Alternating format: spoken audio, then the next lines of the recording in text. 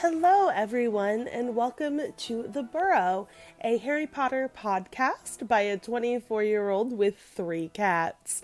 So today's episode is just going to be kind of a get-to-know-me episode. I figured I would introduce myself to you guys, let you know who I am, tell you a little bit about me. So my Harry Potter house, my Patronus, my wand, and then also kind of what my favorite Harry Potter book is. Just a little bit of information about me. Today's episode shouldn't be too terribly long. So first things first, let's start out with why I chose to name the podcast The Burrow. So The Burrow has always been one of those places that I wish that I could go. I don't know what it is about the Weasley house. I don't know if it's just because it's so eccentric looking, but I love it. I want to go there. I want to live there. I want Mrs. Weasley to be my mother. I love everything about the Burrow. So what better thing to do than name the podcast The Burrow? Also, I just recently did a 3D puzzle of the Burrow, and I never thought I would do a 3D puzzle. I will probably never do a 3D puzzle again, but it looks really great. It's all Mod Podged together and ready for the display that I'm going to get set up of all of my little Pop Funkos and like the mini vinyl figures. So that is why I named it The Burrow. There's not really any other like crazy name behind it.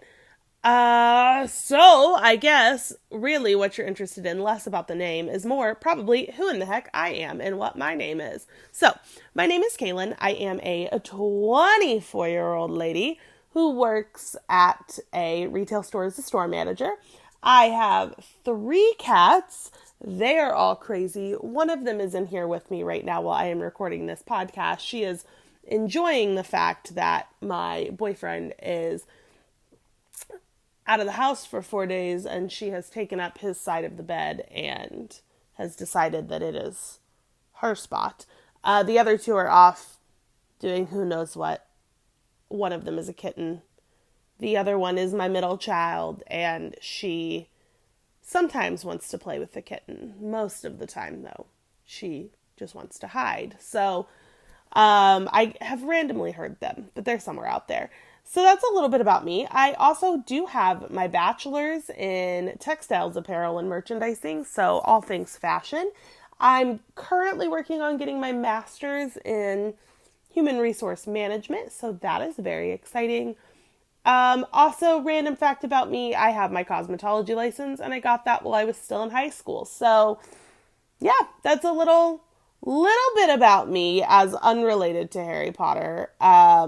And with all of that, I feel like let's get into the Harry Potter stuff because this is, the meat. This is the thing you want to hear. You don't really care about me. You care about what house I'm in and what my Patronus is. I know.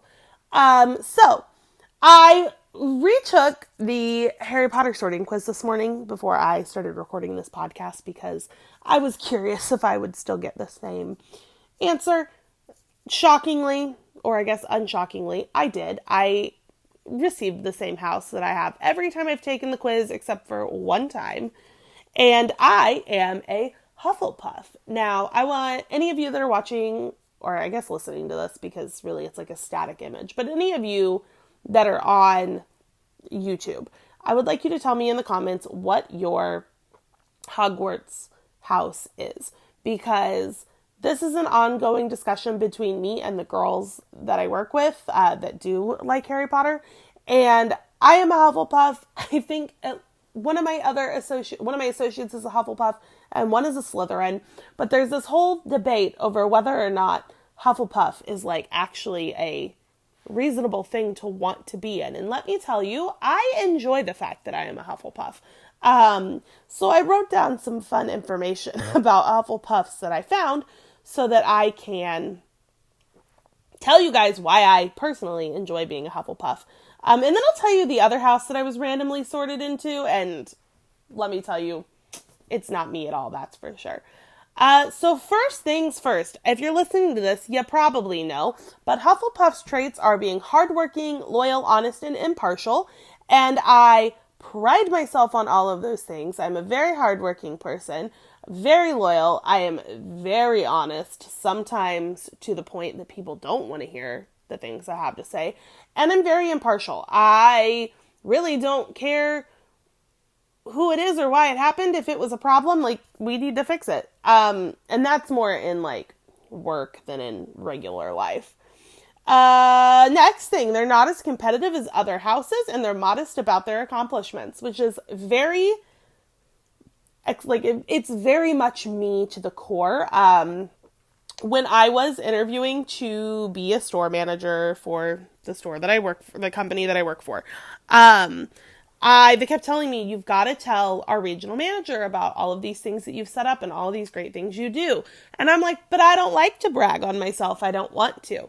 And that caused a whole big thing, because when you're interviewing, you do kind of have to like brag on yourself. But in life, in general, I don't really talk about my accomplishments. I don't even talk about the fact half the time that I'm currently working on getting my master's, and I have a 99.98% in the current course that I'm taking. So yes, I am excited about that, but it's just not something I feel like everyone needs to know in like a regular conversation. I don't know. Next, Hufflepuff's value: hard work, dedication, patience, loyalty, and fair play, which again, all inclusive. I never thought really when I did the sorting, I like looked into it and I'm like, oh, I don't really like find these things to be like important to me. However, other than patience, because I am not a very patient person. Like, I try to be, but I'm really not a very patient person. Other than that though, oh my, crazy cats. Sorry, you guys couldn't see that, but we are using the bed as a launching post for gymnastic stunts, apparently. Anyway, so I never really thought that Hufflepuff described me, but the more I've dug into it recently, the more I realize it really does describe me pretty much to a T. And then the other reason that I love being a Hufflepuff is because it's the most inclusive of all of the houses. Like, yes, it is kind of like the Misfits house, but like, let's be real, it's also the coolest house, because we don't judge people. You get to just be there. So, very excited to be a Hufflepuff. Also, really do enjoy the whole picture of the common room. I love plants. I'm not good at keeping them alive, so I decorate with fake plants, but I love the view of the common room. I love the idea of being in an area with a bajillion live plants that people can actually take care of, that could or could not, kill me, depending on what they are, but I do enjoy that idea. I also really, really like, when I was looking into like Hufflepuff, I learned how to get in their common room, and I actually really, really like how it is. So it's not a password. It's not like Ravenclaw, which you have to answer a riddle. You have to tap the barrel 2 from the bottom, I think it said in the middle, in the rhythm of Helga Hufflepuff, which is, again, just fantastic to me. Yes, it seems like a very simple thing, but I love the idea of that. I don't know why, it's just, I love it. So, that being said, the house that I was at one point sorted into, and I was like, there is no way, this is not me at all, was Ravenclaw. Now, let me tell you, I thought that was a mistake. I knew that was a mistake when I first saw it, but in doing my research on things about Hufflepuff, I've realized, me, not a Ravenclaw. Also, in listening to the audiobooks, because I have a hour commute both ways, so it's 2 hours of driving every day to go to work. So I've been listening to the Harry Potter audiobooks on my way to work and my way home. And in listening to that and learning about how you get into the Ravenclaw common room, I couldn't even get into the common room. And that's all I have to say about that. I am not a fan of that. So that is my house, Hufflepuff. I'm curious, who else is Hufflepuffs? what your Hogwarts house is, because I don't get to have these conversations with people very often. Next thing that I feel like will tell you guys a lot about me is my Patronus. So every time I've taken this quiz, I have never gotten the same thing, but I think the one that I got this morning is definitely very, very accurate to what I don't know, not to like what I am, but very accurate to explaining me. I had to look up a whole explanation about this Patronus because I did not know anything about it. But I did get a white stallion. So those with a white stallion Patronus have a strong sense of self. It's difficult to convince them to turn away from personal beliefs or change who they are. And then those who wield the white stallion can often be considered provocative and rub people the wrong way. And I'm not going to spend a long time on this Patronus. I'm just going to say that, like, that whole being provocative and, like, rubbing people the wrong way thing, as much as maybe that shouldn't, like, it doesn't excite me that that's correct. That is very correct. I can be a very just, like, I don't know. I have a very strong personality, and it definitely can be taken the wrong way by some people. But, like, part of that's because I've been in, like, a position of management since I was 18. So I learned real quick that, like, I kind of had to some extent, be the tough one that, like, wasn't going to take no crap, no schnitzel, depending on, you know, how you feel about words. But I had to learn very quickly that I had to, like, be that person. I couldn't be like that, oh, like, we're going to be friends, because people did not take me seriously because I was only 18 and I am 24 and I'm running my own retail store. And, like, many of us, like, many people in retail are in their, you know, mid to late 20s, early 30s when they run a store. But all of my staff is around the same age. I don't work for a company that hires anyone under the age of 18. So, and then it just so happened that most of the people that I hired, because of when we opened, are around my age. So I kind of still have to be that, like, I can't be, like, super friendly at work. Outside of work, though, I'm also very just, like, I don't know. People seem to, like, take me as standoffish because I am just, like, quiet. I'm very introverted. Like, I'm not an extrovert, which is, again, odd because I work in retail. But I am very extroverted at work. But by the time I get home, I'm like, don't talk to me. I don't want to talk to anyone. I don't want to see big groups of people. But it's purely just because, like, I get so drained from work on the days that I'm not at work. And, like, when I've had a long vacation, I'm the most fun person to be around. So that's all I've got on Patronuses. I don't really have a really long idea of that, other than the fact that, like, I liked when I did the Patronus quiz that, like, it was animated. That was pretty cool. But other than that, I don't really have any comments on there.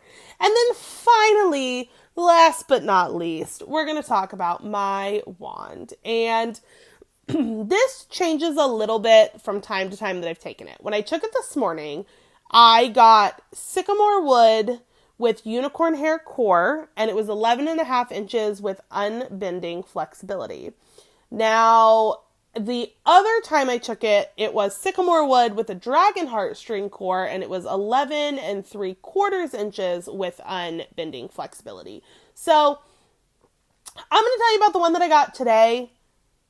And then I'm going to go, like, take a moment, look up the thing about dragon heartstring, and then I'm going to tell you which one I really think is actually, like, closer to me, I guess. So, talking a little bit about my wand wood. If you don't know anything about wand woods, neither did I. I was curious. As much as I like Harry Potter, I'm more into just, like, the books and the movies and less of, like, all the extra stuff. But I've been getting into the extra stuff. So I had to look up some information about it. So I'm going to read to you off of the Wizarding World's website what it says about sycamore wood for a wand. So the sycamore makes a questing wand, eager for new experience and losing brilliance if engaged in mundane activities. It is a quirk of these handsome wands that they may combust if allowed to become bored, and many witches and wizards, settling down into middle age, are disconcerted to find their trusty wand bursting into flames in their hand as they ask it one more time to fetch their slippers. As may be deduced, the sycamore's ideal owner is curious, vital, and adventurous, and when paired with such an owner, it demonstrates a capacity to learn and adapt that earns it a rightful place among the world's most highly prized wand woods. Also, sorry, I'm reading off of a computer screen, and I can't really see some of these words very well. But anyway, that is the explanation of sycamore wood. I wouldn't necessarily say that I am the most adventurous person on the world, but apparently maybe I am. I personally wouldn't call it that. But funny enough, I did used to live on a street called Sycamore Street when I was like 8 to like 18. So for like 10 years, actually I lived there longer than that. I moved out when I was 20 something, but I was in college at 18, so take that as there. So, but around 10 years. So I found it very funny that I got sycamore wood just because of that.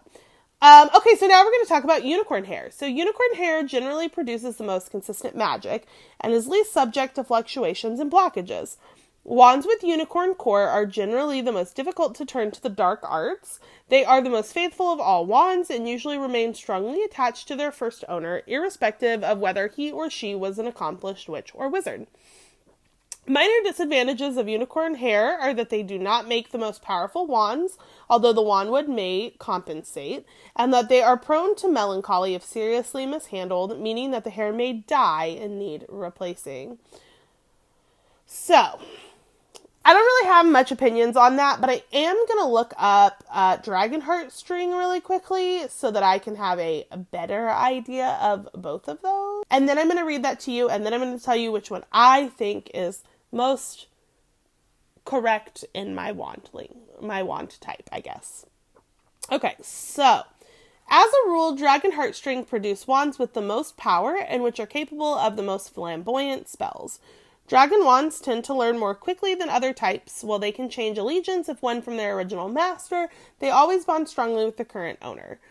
The dragon wand tends to be easiest to turn to the dark arts, though it will not incline that way of its own accord. It's also the most prone to the three cores to accidents, being somewhat temperamental. I don't know. I don't really have an opinion. What do you guys think? What do you guys feel like is, I don't know, I guess the better wand? I guess it doesn't, like, there's no such thing as, like, a better wand.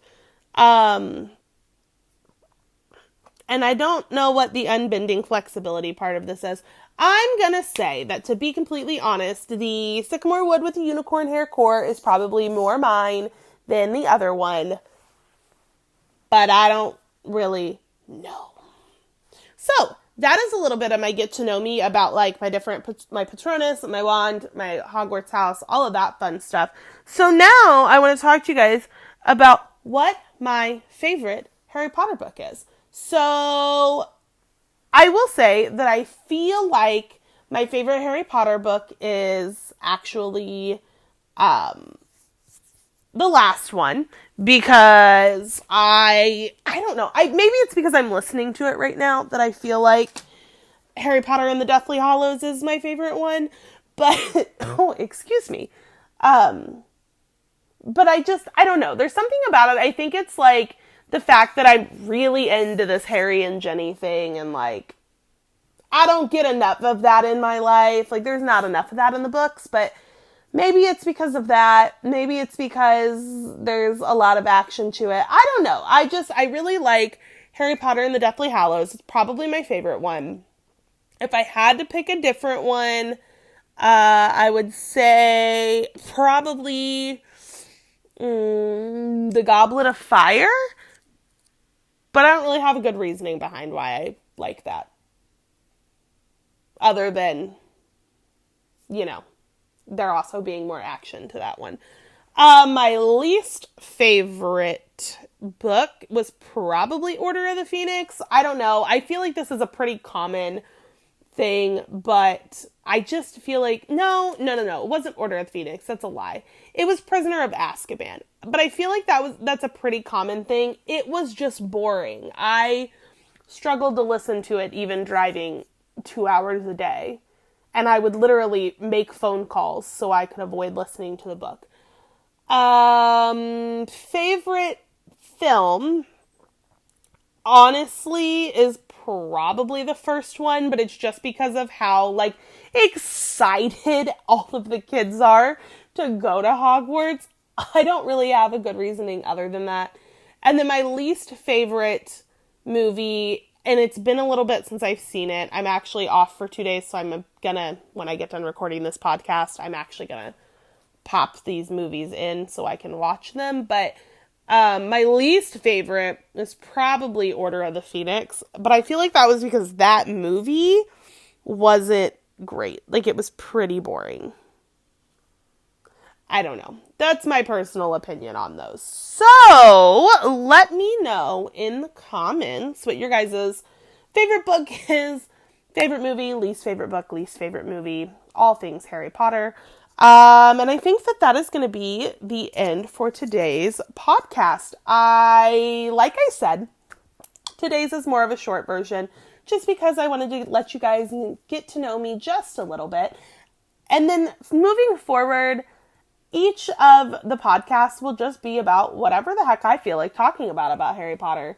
I definitely want to have a podcast on the Cursed Child. I probably will not do that right at the beginning, but I have opinions. I have thoughts on that. I just recently read the screenplay, and I have opinions and I have thoughts. And then past that, I don't know. So let me know if there's anything particular you guys would like to like me to talk about, or like to hear about, or hear my opinion on in the comments, if you're watching on YouTube.